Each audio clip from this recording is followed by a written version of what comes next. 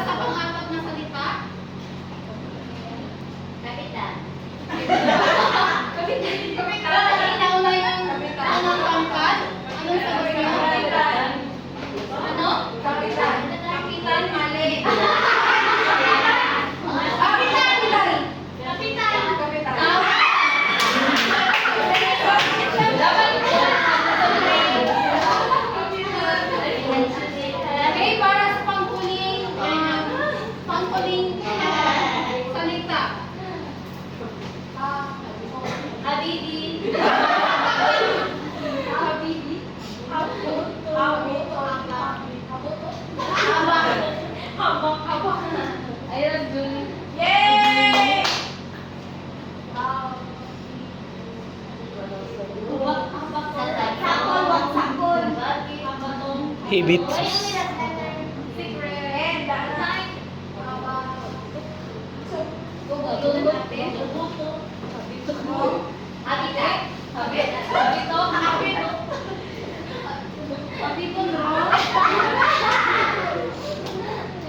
Kapit.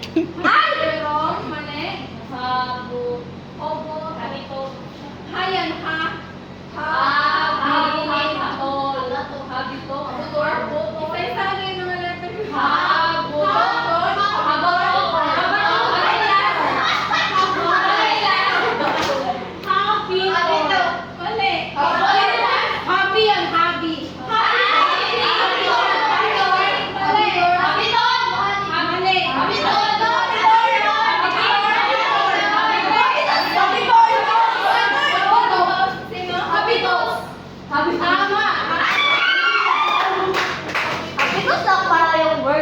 Diba hapitus? Ano ba ilan niyo pa kami? Love and habibi.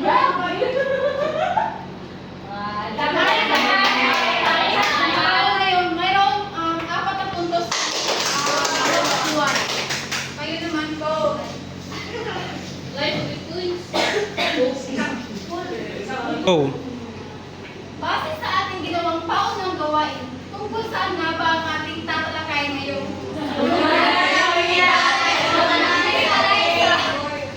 ito ay tungkol sa teoryang wika at lipunan. Tama nga ba ang teorya na wika at lipunan ni Pierre Bourdieu? Tama nga ba? Isa lang si Kagawin yung pinipili na isa? Tama, okay. Ngunit, kilalanin muna natin kung sino nga ba si Pierre Bourdieu. Unang pangkat, maaari bang pakibasa ng ating teksto? Kilala si Bourdieu sa kanyang pagsusuri sa pag-aaral ng kapangyarihan, prestigyo, at klaseng lipunan.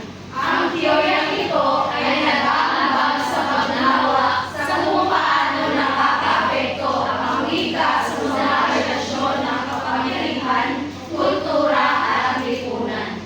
Okay, si Pierre Bourdieu ay isang Frances na nagsusuri at mag-aaral tungkol sa kung paano nga ba naka-influensya ang wika at lipunan sa kapangyarihan kasi sa klaseng lipunan. Kaya nabuo itong teorya ng wika at lipunan ni Pierre Bourdieu. Narito ang mga bahagi ng teorya ni Pierre Bourdieu. Una ay habitus.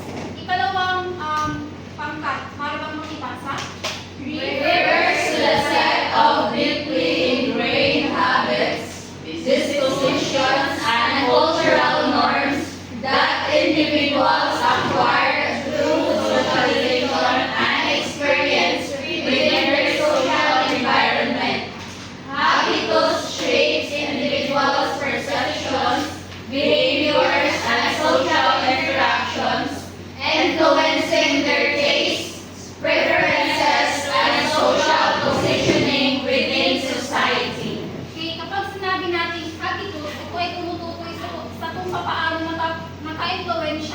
ang wika at lipunan sa behavior, sa kultura at maging sa ekonomiya ng isang tao.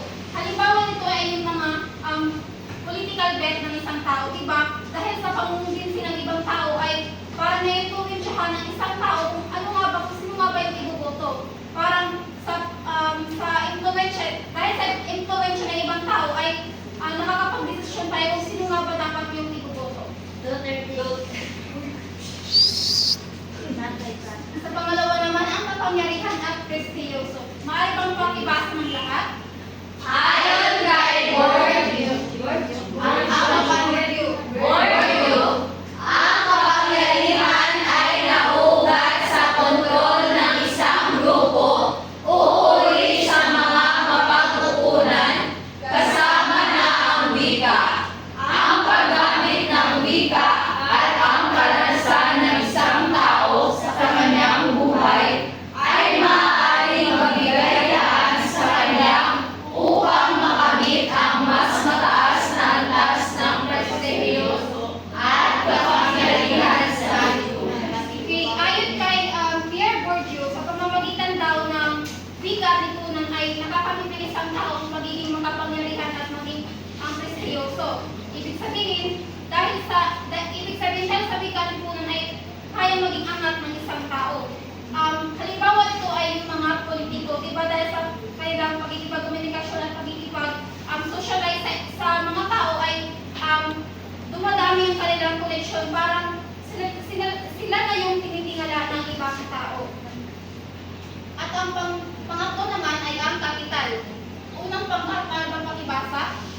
Ayon kay Bourdieu, ang kapital ay hindi lamang tumutukoy sa pera o ari-arian, kundi katinalin sa iba't ibang uri ng yaman o mapagkukunan na maaaring gamitin upang makamit ang kapangyarihan at prestigyo. Ito ay maaaring magmula sa edukasyon, karanasan, koneksyon at ano pang bahagi ng buhay ng isang tao. Okay, dito naman sa kapital, sinasabi na hindi lamang sukat ang yaman ng isang tao sa kung ilang pera lamang meron siya. Dahil ito ay nasusukat din sa kung anong kaalaman meron ng isang tao. Halimbawa na lang ito ay ang edukasyon, na kung saan dahil sa edukasyon ito ang nagsisilbing kapital or puhunan natin para maging mas maalam ng isang tao. Hindi ba? Yes. Okay. Ang panghuli naman ay ang field or larangan. Ikalawang pangkat, maaari bang pakibasa? Ang larangan ay ang espasyo kung saan ang mga tao at mga institusyon ay nagkipaglaban para sa kapangyarihan, prestigyoso at mga mapagkukunan. Ito ay maaaring magkaroon ng sariling wika at sistema ng komunikasyon na nagmula sa mga espesipikong konteksto.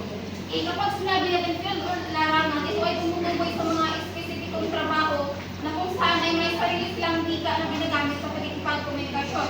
Halimbawa dito sa mga guro, di ba mayroong mga sariling wika na ginagamit para sila lamang yung nakakaintindi. Naintindihan ba? Oo. Pero pa kayo mga katanungan? Ano nga ulit yung apat na bahagi ng teorya ni Pierre Bourdieu? Una ay Diyos, kapangyarihan at prestigyoso, kapital at field o larangan. okay, tama. Talagang naintindihan niyo talaga yung ating tinalakay sa umagang ito. At dito na nagtatapos ang aking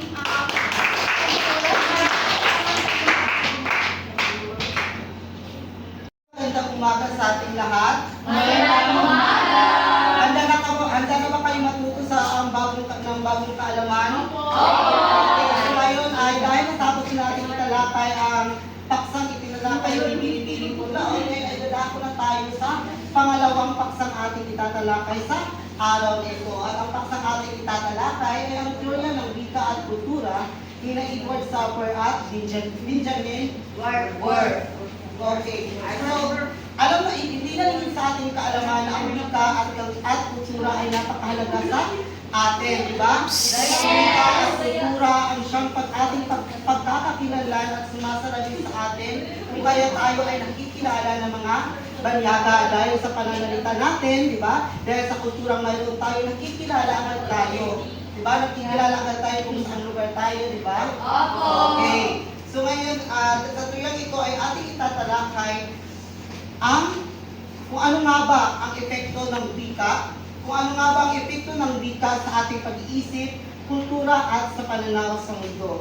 Na kung saan, ayon kay kina Sauer at Worth, na ang wika ay hindi lamang paraan ng pakikipagkomunikasyon natin, kundi ang wika ay may malaking epekto o impluwensya sa ating pag-unawa sa realidad. Diba? Okay, so ngayon kung kaya dahil sa triad ito ay may nabuo sila mga punto.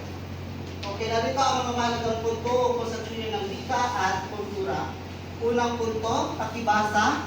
Ang pangkatlo, Lingkwistikong determinismo. Ang wika ay nagtatanda ng ating pag-iisip. Binibigyan tayo ng wika ng mga kategorya upang may pahayagan o nawaan ang ating mga karanasan. so sa puntong ito dito ipinapahiwatig lamang na malaya tayong gamitin ang wika na kung saan dahil sa wika ay mas nauubog natin kung mas na ipapahayag natin yung mga salubin na nais natin ipahayag. Diba? Kung saan na mas nauunawaan natin yung mga bagay na ating mga nararanasan sa realidad ng dahil sa wika, dahil sa epekto ng wika. At pangalawang punto, pakibasa ang ikalawang grupo. Relativismo ng wika.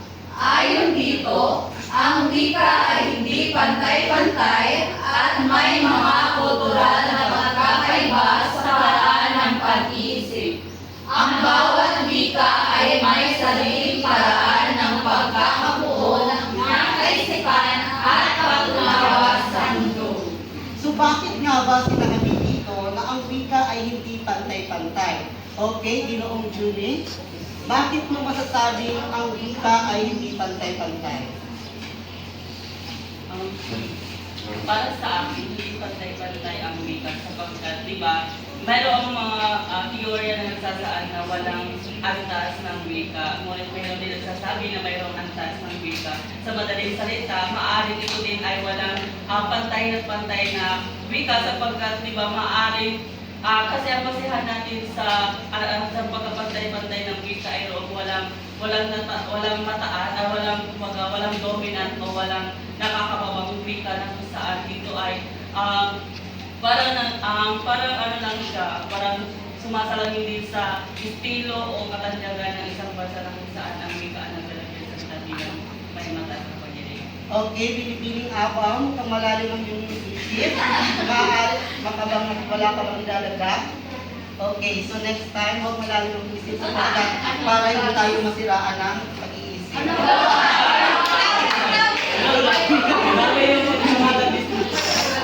So, okay, bigyan natin si Ginoong Julie ng wow, galing lang.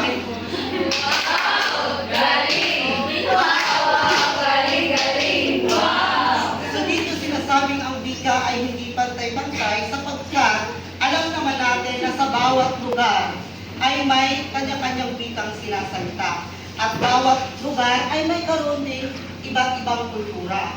So kung kaya doon nagkakaroon ng iba't ibang paraan o pananaw ang mga tao sa pag-unawa nila sa mga bagay-bagay. Halimbawa sa Tandaganon, dito sa Tandag na iyo yaon bahay, di ba? Yan yung term. Sa Carmen, ijuton balay, di ba? Doon, dahil sa kulturang mayroon ang taga Carmen, ay doon pumapasok na magkakaroon ang Tandaganon ng ibang pananaw hinggil sa salitang binanggit ng taga Carmen, di ba? Kasi yung ijuton balay, parang magkaroon na ng lahi ng interpretation, di ba? Kasi yung atin, iyo yaon bahay, di ba? Okay, ano? Sir ba yun sa relativismo ng wika ang antas ng wika? Hindi, kasi pag sinasabi ng antas ng wika, ito yung level, di ba? Antas o yung level natin. Pag sinasabi natin ng relativistic pagwika, dito nga sinasabi na hindi Related. ito ay kung ano nga ba yung kuhaan ng wika. Relasyon. O teorya ito. Di ba? Hindi siya antas ng wika sapagkat ito ay isang theory lamang ni na Edward Sapir at Benjamin Ward. Okay, so ang pangatlong punto ay pakibasa binibining RB. Hypothesis Supper Word. Ang wika ay maaaring magbukas. Sumunod sa ating kakayahan na maunawaan at may pakayag ang mga kaisipan. So dito sa puntong ito, dito ipinapahiwatig na ang wika ay hindi lamang na ang wika ay hindi lamang malaya, di ba? Kung saan ang wika ay maaaring magkaroon tayo ng hadla kung magkaroon tayo ng limitasyon sa paggamit lamang ng wika. Halimbawa dito, si Mr. Juni may kausap siyang isang Chino. Yung Chino na yun, ang ginamit niyang pakikipagtalastasan kay Ginoong Juni ay ang lingwaheng mayroon ang China, which is yung Chinese na Mandarin. correct, Gibson, Mandarin.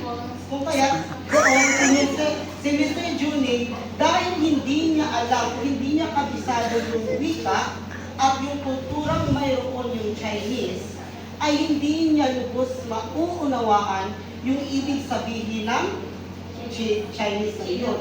Kung kaya doon na pumapasok yung sinasabi natin, ang wika ay maaaring maging hadlang sa pag-unawa natin at para maipahayag natin ang mga kaisipang mayroong tayo. Naunawaan ba? Okay. So, pang-apat, pakibasa, binibining tinis. Pakibasa lang. Kritika at pagunlad ng Gloria. Maraming imbisita ang lubos na tinatanggap ang idea na ang wika lamang ang buo ng pag-iisip. May ibang salin tulad ng pangkultura at kalalasan na nakaka-influensya rin sa ating pananaw sa mga. Okay, so, batay sa binasa ni Binibining Labi, maaari ka bang magpahayag ng iyong opinion o sariling pagkakaunawa hindi sa binasa ni Binibining Labi, Ginoong Cedric Panyo? Base lang sa teksto ng iyong pagkakaintindi. Okay, Miss Syra, kung wala sa Ginoong matulungan mo siya. Birthday girl!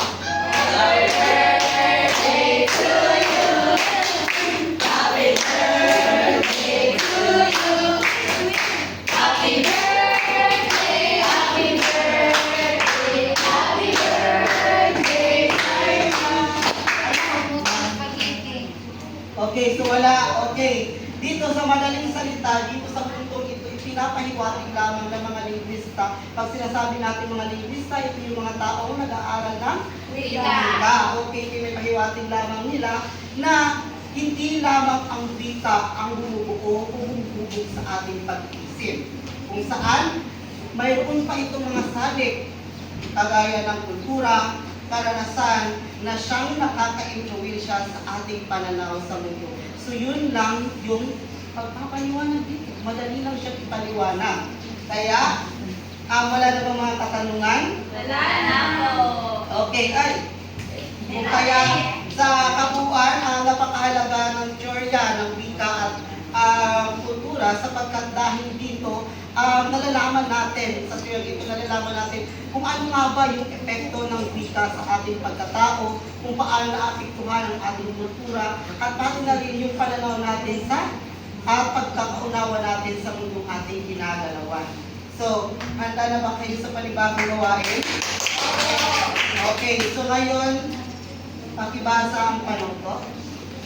Ang klase ay hahatiin sa Kasi sa mga pangkat. Ang bawat pangkat ay bubunot ng kanilang papanigang argumento. Bibigyan ng 5 minuto ang bawat pangkat upang maghanda ng kanilang mga argumento. Sa paglalaan ng argumento, ang bawat pangkat ay may 1 minutong paluin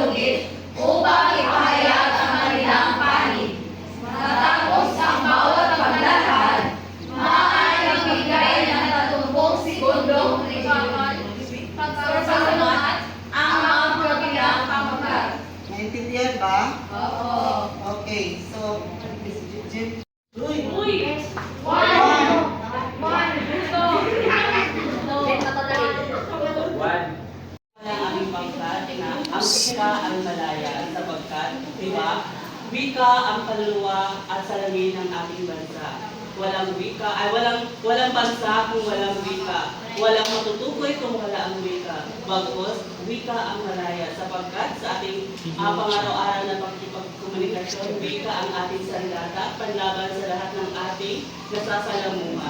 Kung kaya, masasabi namin ang wika ay malaya sapagkat mayroon tayong kahiyaan at nagagamit natin ang wika sa pagpapahayag sa komunikasyon. What time?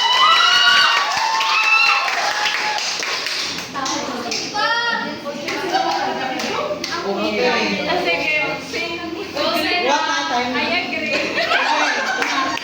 So sa aming pangkat, kami ay naniniwala na ang wika ay may limitasyon. Dahil ayon pa nga kay sa Prince Al na ito ay ang wika ay isa sa mga nagiging hadlang na kung saan dahil sa salitang hadlang, ito ay may limitasyon sapagkat hindi lahat ng wika ay may katumbas na kahulugan nito na kung saan ay hindi maiintindihan ng isang tao ang mga salitang ginagamit.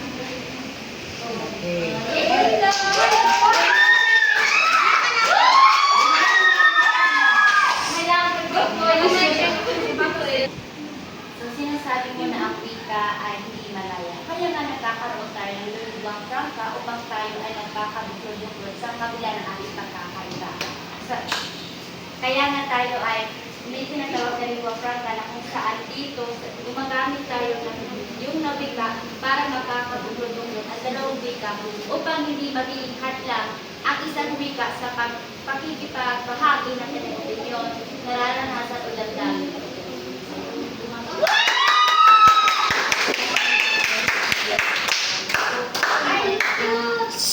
Sa amin rin, kaya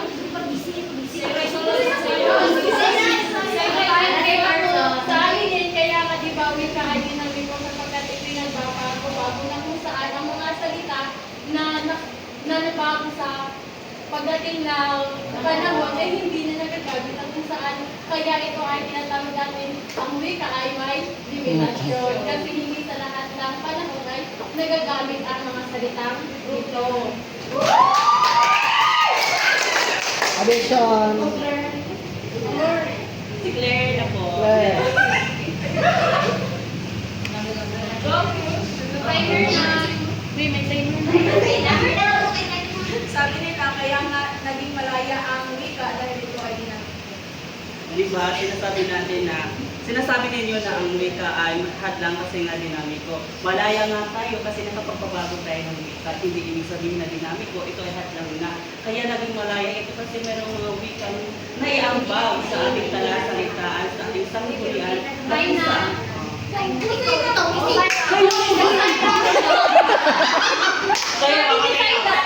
Sabi ni Saira, kaya dahil ito ay hindi naiintindihan.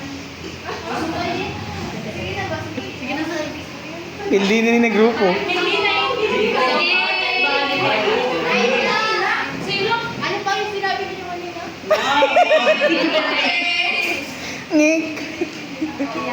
Kaya nga malaya kasi hindi naiintindihan. Diba, sinabi ko na paulit-ulit na rin sinasabi na ang wika ay malaya. Paano tayo makapagdalahan ng ating sarili sa loob dito? Kung ang wika ay hindi malaya. Diba, napakahalaga sa atin na ang wika ay malaya sapagkat tayo ay mayroong kalayaan magpapahayag ng ating mga saloobin. Kaya nito, kayo ay gumamit ng wika, dialektong Bisaya, na kung saan mayroong kayong kalayaan na gamitin ito. Maaring nagkakaroon lamang ito ng hadlang kapag hindi ito pinagamit sa inyo katulad na lamang sa ating pagkikomunikasyon. Kung ang sinarang-alang natin awit ang Tagalog, kayo ay dapat na hindi makagamit ng dialektong Bisaya. Kaya nga di ba, dahil sa ating pagiging malaya, ito ay kadalasan hindi na natin naiintindihan. At kanina sa sinabi mo na malaya kaya nga tinawag na binati ko sapagkat malaya tayo. Ngunit paano naman yung mga salita ang ating ginamit kung ito'y nababago at hindi na natin nagagamit sapagkat nga ito tayo ay malaya sapagkat tayo ay malaya na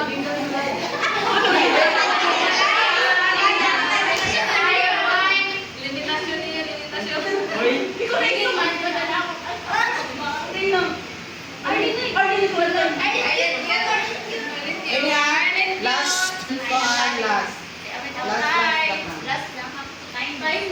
time na...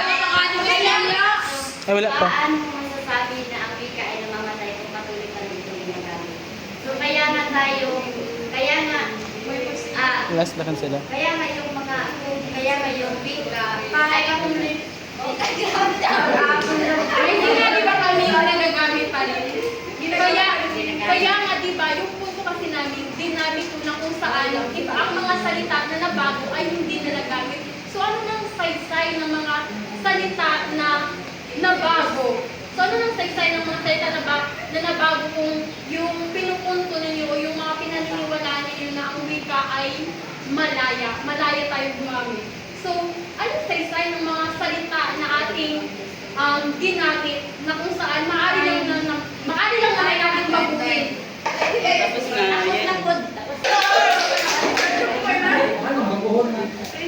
Ang aming pangkat na ang wika ang malaya sapagkat, di ba?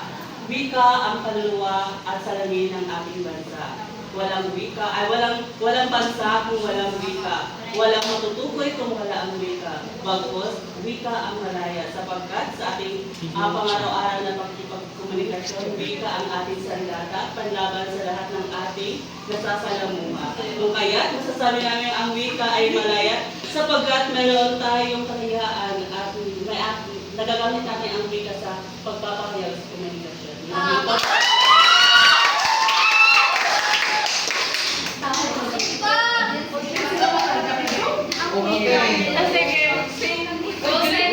I agree. So, sa aming pangkat, kami ay naniniwala na ang wika ay may limitasyon. Dahil ayon pa nga kay sa ay po kay sa Prince Al na ito ay ang wika ay isa sa mga nagiging hadlang na kung saan dahil sa salitang hadlang, ito ay may limitasyon sapagkat hindi lahat ng wika ay may katumbas na kahulugan nito na kung saan ay hindi maiintindihan ng isang tao ang mga salitang ginagamit.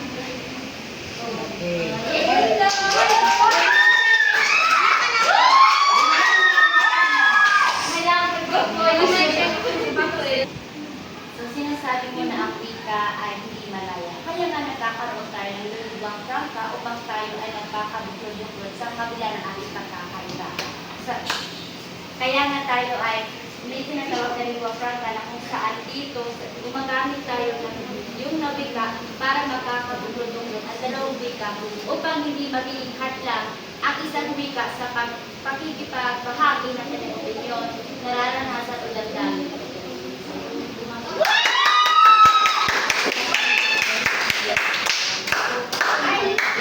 Sa amin rin, kaya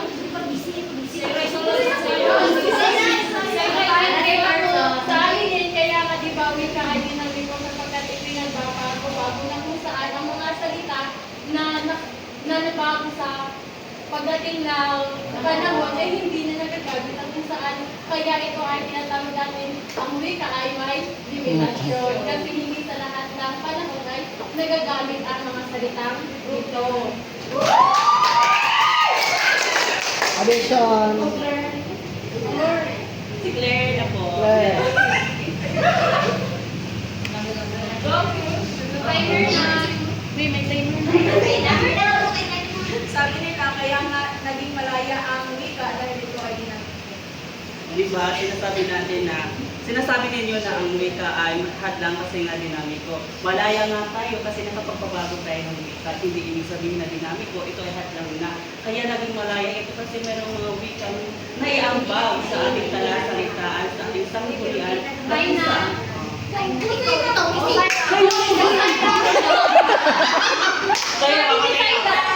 Sabi ni Saira, kaya dahil ito ay hindi naiintindihan.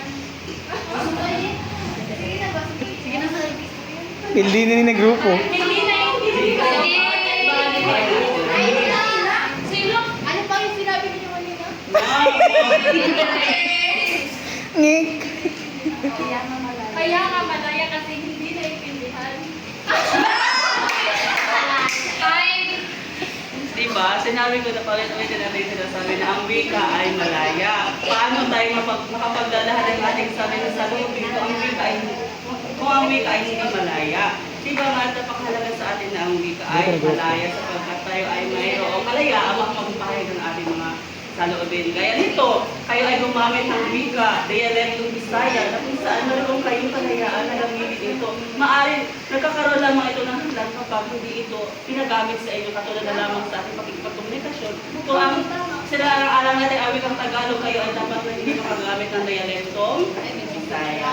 Kaya na di ba, dahil sa ating pagiging malaya, ito ay kadalasan hindi na natin naiintindihan. At kanina sa sinabi mo na malaya kaya nga tinawag mo dinabi ko sapagkat malaya tayo. Ngunit paano naman yung mga salita ang ating ginamit kung ito'y nababago at hindi na natin nagagamit sapagkat nga ito tayo ay malaya sapagkat tayo ay malaya natin.